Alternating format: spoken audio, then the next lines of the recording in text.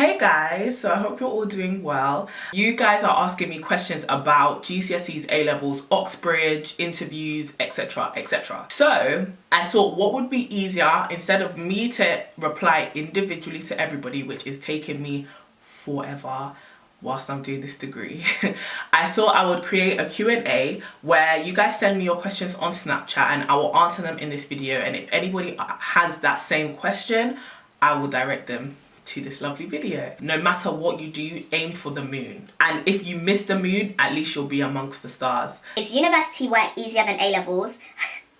Okay, 1 second. There's travel bursaries, there's book bursaries, there's climbing the mountain bursary, there's going to do charity work in Asia bursary. Would you say people in university are fake? And a lot of us want to succeed, we want positive rewards, but we have a negative outlook on life, and negativity never brings positivity. So let go.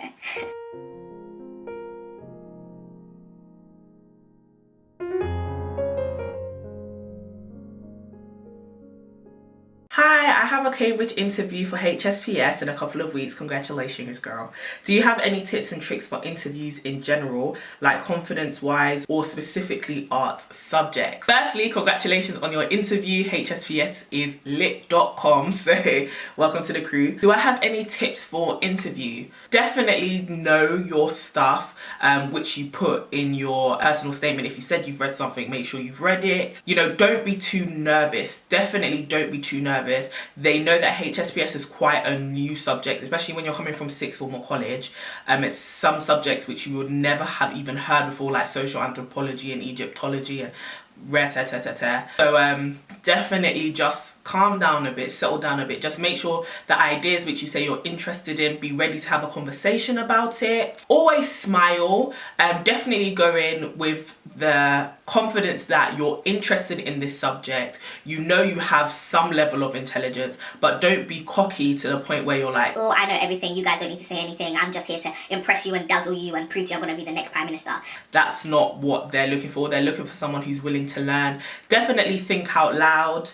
Be prepared to think. Be prepared to really sit down and really develop your ideas and really have to explain every part of your thinking process. Definitely that. And she's so pretty. So the first question is, how did you study for English literature? I'm presuming it's A-level. I did A-level English literature. How I revised was I really just tried to read as much material surrounding my books as possible. I would try to read the set text. And I'll just pick out the most important quotes to remember, literally like 2 or 3 words for quotes to remember, because it's really hard to memorize long quotes. I try to be as creative with my ideas as possible. Also, I would say read a lot so that you know how to articulate your ideas very well, just because in the exam you'll be under time constraints. Also, I would say definitely analyze things from a more sophisticated level. So instead of just describing what's happening, instead of just, you know, basically just explaining, try to really go deeper. One thing that we really learned, or my A-level teacher was really good at teaching us, was that, you know, you don't just want to be descriptive, you want to be very analytical, and you don't just want to look at the content of the book, look at the structure in terms of the way the book itself is structured, the storyline is told, things like that, like the tools that author uses. So that was really helpful, and I really think that's a good tip. How did I pick a sixth form to go to? I went to a state school. I didn't go to the best state school ever, but it was amazing just because it was like an all-girls school, and it was just a lot of supportive people around me. When I got the chance to apply for other sixth forms, I did. I actually went to quite a lot of sixth forms. I got accepted into most of the sixth forms I applied to. When it came time to actually going, I just decided that, you know what, I'm gonna stay at my sixth form because they know my strengths, like the sixth form of my secondary school, because they know my strengths, they know who I am. I wanted to be somewhere where I would actually shine. The school was not known for sending people to Oxford and Cambridge, which gave me a bit of an advantage, so I used that to my advantage. Some people might not agree with that, but that's what I did, and I'm here. Are universities, especially Oxbridge, going to take into account the fact that I started my A-levels again? Like, will it affect my chances of getting in? No, I don't think so. Definitely, if you've restarted the year to try and get better grades, if you get those better grades, I don't think they're going to really judge you because of your first grades, because it's your second grades that they're going to look at. I think if you started you know, your first year and you got DEEE, and then you do your second year and you get AAB. I think that just proves that you really do aim high. You are very capable, you're obviously intelligent, and probably just something happened to you in first year which meant that you weren't able to do it. Age doesn't really make any big of a deal. We have really mature students here anyway. Even if you don't get invited for an interview at Cambridge, is there a possibility that you can still get in if you get the grades or achieve even higher than your entry requirement? If you don't get an interview, I don't think you'll be given an offer, and if you're not given an offer, I don't think you can get in. There is a thing with UCAS which is called adjustment, which is the opposite of clearing. You apply to 5 universities, and of those 5 you have to pick 2 which are going to make your firm or your insurance. Out of your firm and your insurance, your firm might be asking you for A-star AA, your insurance might be asking you for AAB. If on results day you get ACC, you didn't meet your firm or your insurance, which means that you have to go through clearing to find a university that will want you. Adjustment is the opposite of that. If your firm is asking for AAA and your insurance is asking for ABB, and you get A-star, A-star, A-star, you could go to certain unis and ask them to take you, unis that are above your firm. However, Oxford and Cambridge do not do adjustment. You cannot adjust. If you haven't had an interview, they won't accept you. Interview is a huge part of their application process. It's really important for them. So yeah, I don't think so. Hey, 2 questions. Is university work easier than A-levels? Okay, 1 second. And would you say people in university are fake? Okay, cool. Firstly, is university work easier than A-levels? Funny fact, when I was in year 13, the biggest bar that everybody loved to use was our year 13 work is pretty much the hardest work you'll do till 2nd or 3rd year. That was a bloody lie. Let me tell you that now. I know that I have met some friends who actually say that that's true at their universities, but in my experience being at Cambridge, this is the hardest things I have ever done in my life. As in, from week 1, the work was just a wow. So I would definitely say no. In my experience, it is not. For some people, it might be. Would you say people in university are fake? You'll meet some people who are fake. I feel like you meet fake people. You can meet fake people anywhere. I've had my fair share of a bit of questionable characters, but no, I wouldn't say overall that people in university are fake. I think most people in university are actually quite lovely. What other university did you apply to? So I applied to Cambridge University, I applied to Warwick University, I applied to Birmingham, Newcastle and Durham. Durham, I got a straight offer without interview. Warwick, I got an offer. Newcastle and Birmingham, I got 2 unconditional offers. And Cambridge, I got an offer after interview. Do you have any tips for buying equipment ready for uni? There's loads of lists online. Before I came, I just had a massive list. You'll need a good laptop. That's a big one actually. You'll need a good laptop. And actually, one misconception is that you need to bring all your books. To be honest, most of the books which I bought, I have never ever used. So I don't know how important that will be. Do you think it's a good idea to have a job whilst at uni? No. I think okay, actually, my perspective will be very different. My workload is very intense. At Cambridge, you're not even allowed to work. That's the policy. And the same with Oxford. You're not allowed to have a job. And I understand why. Before I came to uni, I was working all the time. So it's a big difference for me to now not make my own money. But I understood why. You have literally 1 to 2 essays a week. So it's very hard to say that you're now going to do a job. On top of you have lectures, you're trying to balance a social life, you might be part of society, you have supervisions, so you don't have time for a job. At other universities, I know a lot of people who have jobs whilst at university and they can balance their workload with the job, and it's good because they get extra money. In Cambridge and Oxford, they have a lot of, like, they got money, okay? So pretty much everybody gets a bursary, and if you need like really big, they'll just make sure you never go hungry, you never want for anything. There's travel bursaries, there's book bursaries, there's climbing the mountain bursary, there's going to do charity work in Asia bursary, like literally there's bursaries. What GCSEs and A-levels are looked down upon by Russell Group universities. I would say that there is no subject that will completely get you rejected. It's not like they'll say, oh, she did health and social care, she cannot get in. That will never happen. However, one thing that I would really say Russell Group universities advise is that you have at least 2 out of your 3 A-levels are facilitating subjects. So always bear that in mind. Some students end up with 1 being a facilitating subject and sometimes they don't care. But we were really encouraged that at least in year 12, when you have your picked your 4 A-level choices, make sure that at least 2 of them are facilitating subjects. There was a document which I found when I was in 6th form, which listed all the facilitating subjects. If I can find it, I'll link it down below.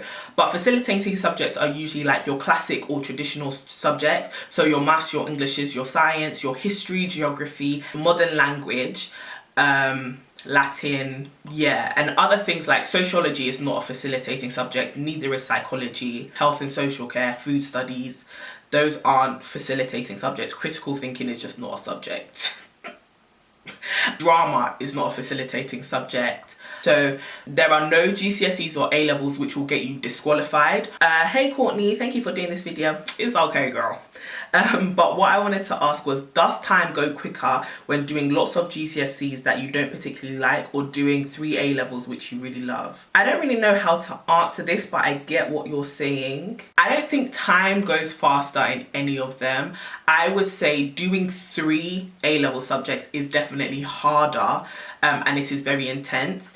The GCSE and A-level period are usually the same amount of time. They're both 2 years, year 10 and 11 and year 12 and 13. Doing 3 A-level subjects are more intense, in my opinion, than doing 10 GCSE subjects. GCSE is literally like the fundamentals of each subject and just getting the framework in place, whereas A-level is really fleshing out those subjects and degree level is just everything.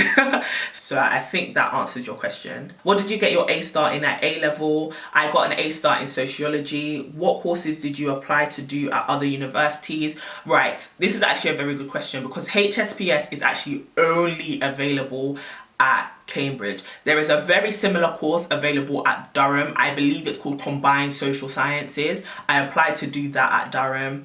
And every other university I applied to do politics with sociology, which I know I would have regretted. My love for the politics subjects ended in 1st year just because I found it very interesting, but I could tell it was something I did not want to continue with. What GCSEs did you do? So I did your standard couple of GCSEs. So I did mathematics, I did English literature, English language, science core and science additional.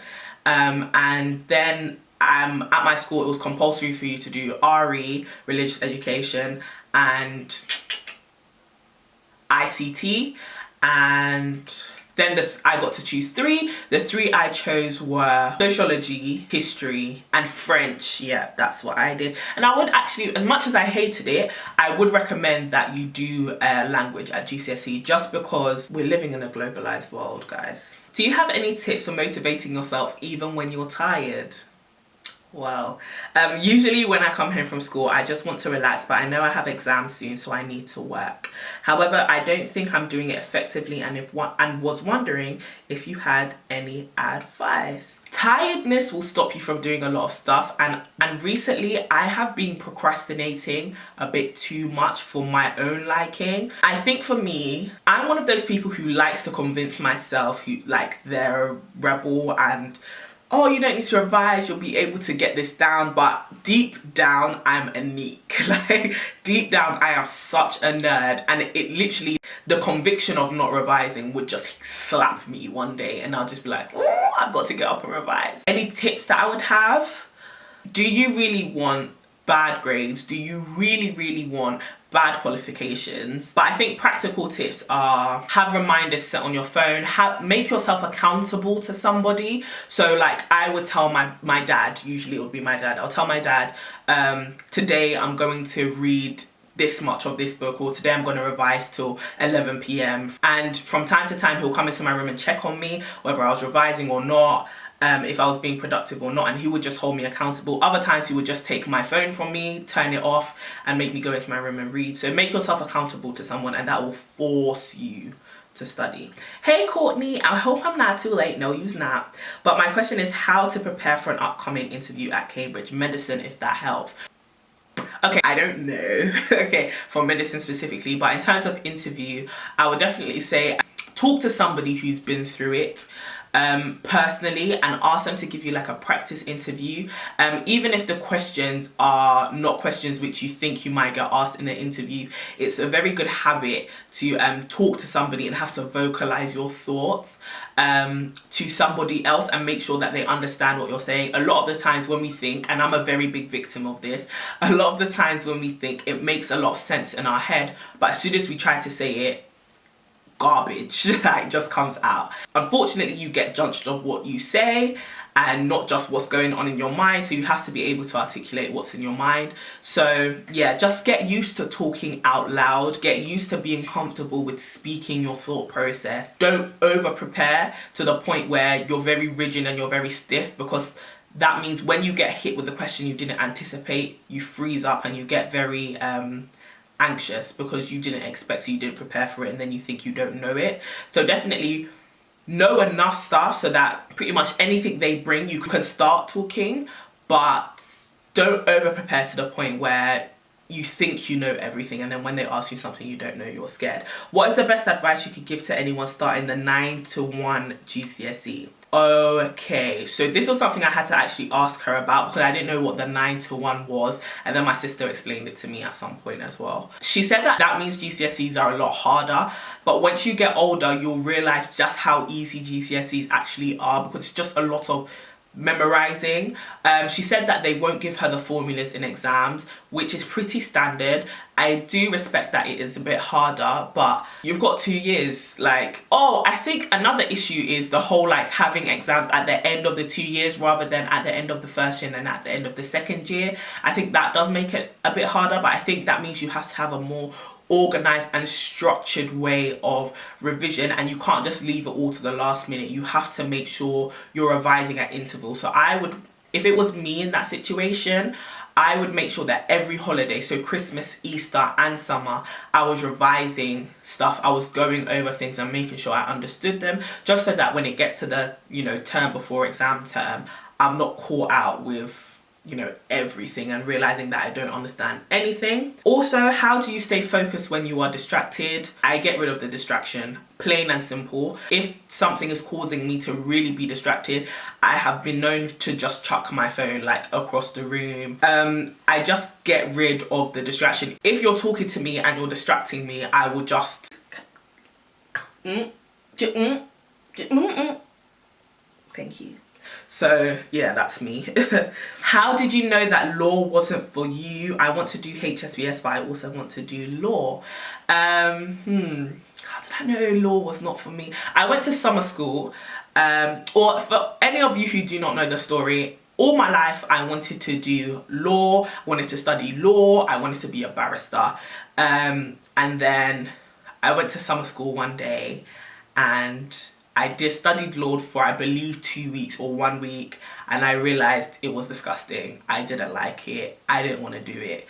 I hated the study of it, but one day I might want to practice. However, we did study one aspect of it, which was human rights law, and I found that so interesting, and I was actually quite good at understanding the content. So I decided that, you know what, maybe I'll go and do politics, you know. And at the time my mum was into politics, especially Ghanaian politics. She was so into politics. So when I told her I want to go and do politics, she was like, you go girl, that's my daughter. So yeah, and then I decided that actually I kind of like this sociology thing as well, because my dad had studied sociology.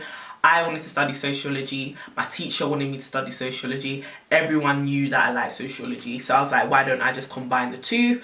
And then I got my AS results and it was like, oh, you could go to Cambridge. So then I looked for politics or sociology at Cambridge, and there wasn't a course like that. There also wasn't straight politics. There wasn't straight sociology. There was this hybrid called HSPS. So that's how I decided to do it. I would definitely say for you, you can practice law at any time, because after your HSPS course or any other course pretty much, you can convert. Right now I believe the statistics are one-to-ones. So currently 50% of people who not necessarily work in law but are in law school have done law degrees, and the other 50% did other degrees and have converted and are now in law school. You can practice law pretty much no matter what you study. I just wanted to do a course which I loved, and that's what I'm doing, so that might be your tell. How do you go about applying for university? Because I have not chosen any, as I thought I would go through clearing, but I'm not sure what's the best idea. I would say don't leave it to clearing, because then you're left with the spots that nobody else wanted. That's silly. Do your research, what course you want to do, decide what course you want to do, see the league tables or other people's recommendations for what university is really good for those. Decide where you want to apply in the league table according to what your grades are saying. It could be you want to apply for the top 20s, the top 10s, the top 5s. Do that.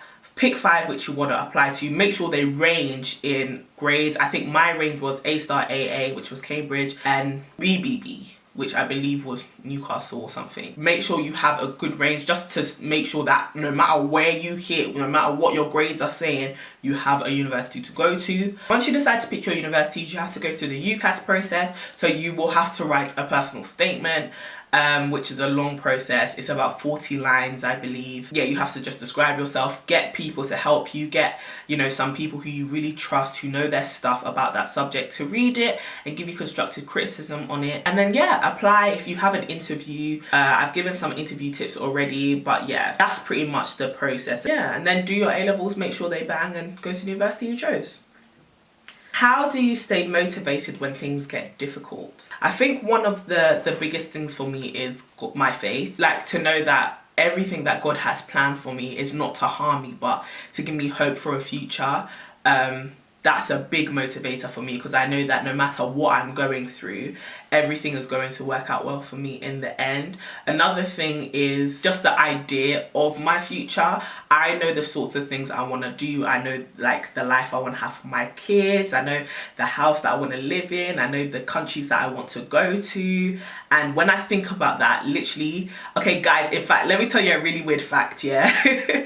Sometimes when I'm getting like really down, I'm being really lazy, I am like procrastinating, or I just feel like I can't do it, I go onto like Zoopla or another estate agent website, and I search for houses. Yeah, I put maximum spend limit. Okay, not even max. Okay, I put about like 1 million spend limit and I look at homes. It's so weird, but I look at big houses with like swimming pools and just massive cribs, yeah.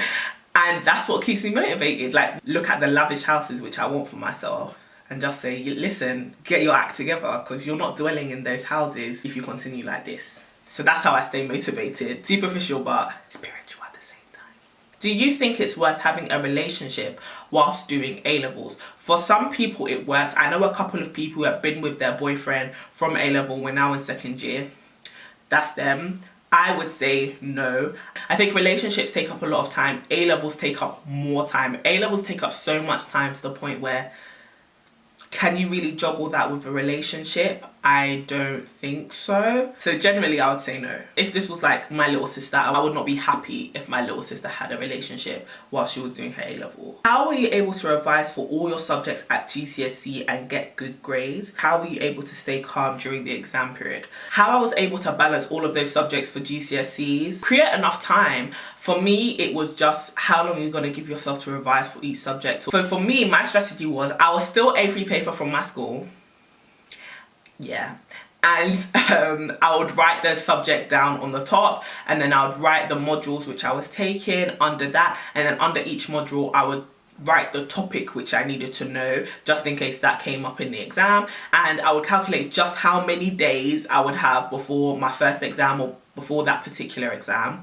I would calculate how many topics I needed to cover in each subject, and I would just divide it by the number of days, and that would tell me how long I had to study a subject. And I would make sure, so if that meant that every day I had to study 3 topics, then every day I would have to study 3 topics in order to be ready for the exams.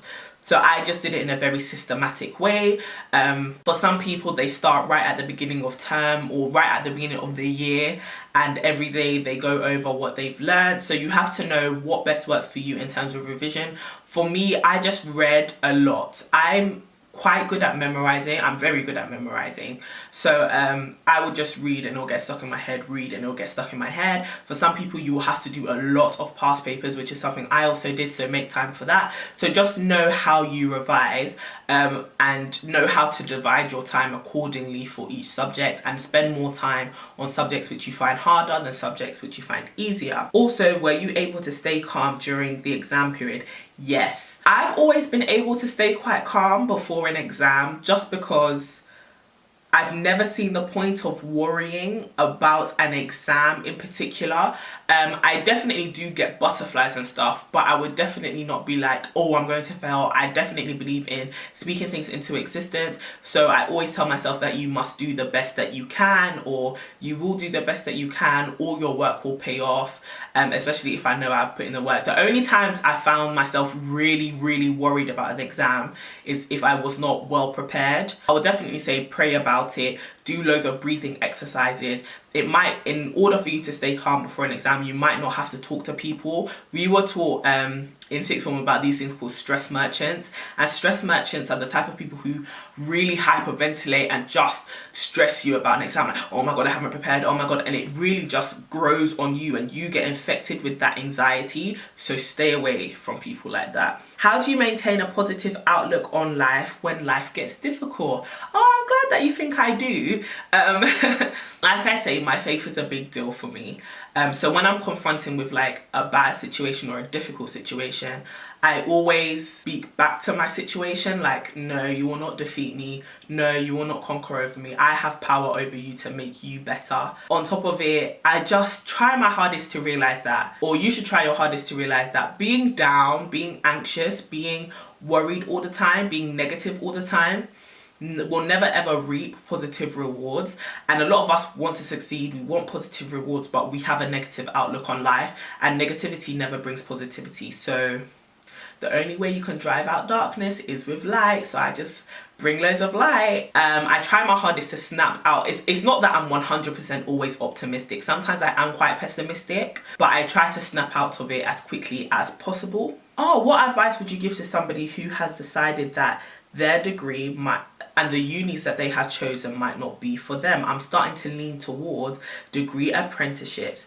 What is your opinion on apprenticeships, and is uni better, or are they equal alternatives? Oh, this is actually a really good question. In terms of my opinions on apprenticeships, I think that you need to know what sort of learner you are. Some people do not work well in a very academic environment. Some people are very practical. I definitely appreciate that, and I do think that they are equal in that sense.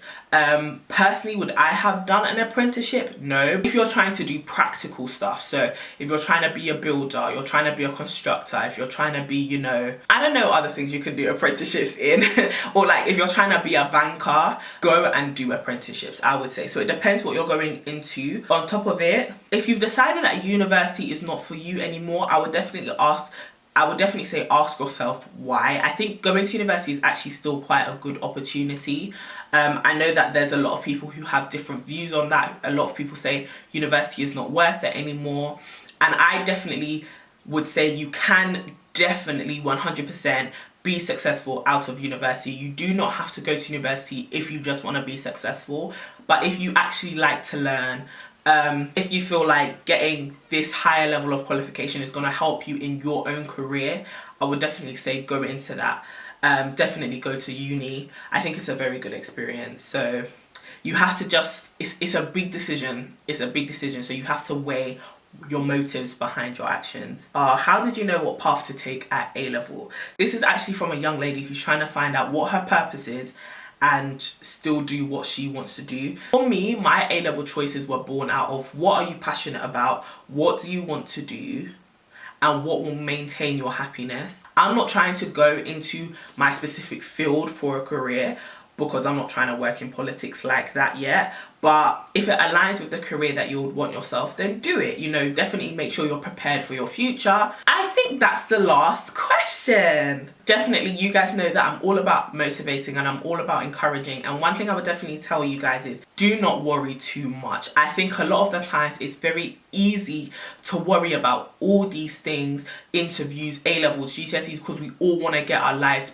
perfect. We all want to get our lives figured out. We all want our lives to be planned out and for it to all go that way. And sometimes life does not go the way we plan for it to go, but know that life will always turn out great. And that's one of the biggest things which I had to learn over time. You cannot plan out all your life. Literally, guys, I had so many goals. By 19, you would have done this. By 21, you would have done this. By 23, you would have done that. And look at me now. I'm at a university which I didn't intend to go to. I'm doing a course which I did not intend to do. I'm going to end up in a career which I did not intend to end up in. But I'm still very, very happy.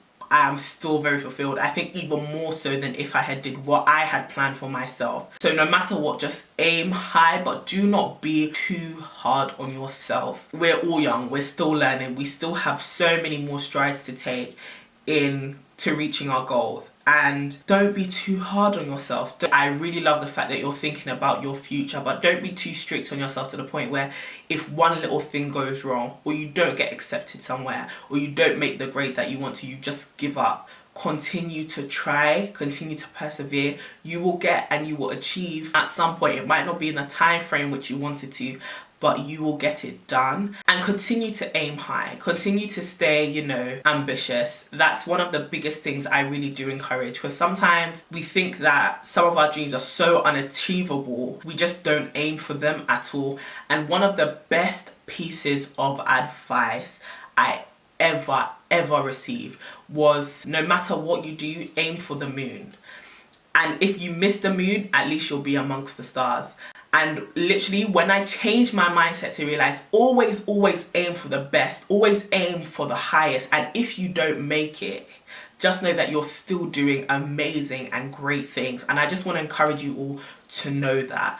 And if you feel like, oh, but this is not the stars, this is not the second best, this is not even third best, this is not even second from last, this is the pits of hell, make it into second best. Be as creative as possible, be as resourceful as possible. Make it so that it works in your favor being in that place, and then find your way to climb back up again. So yeah, guys, I really hope this Q&A will help you, and I'll see you later.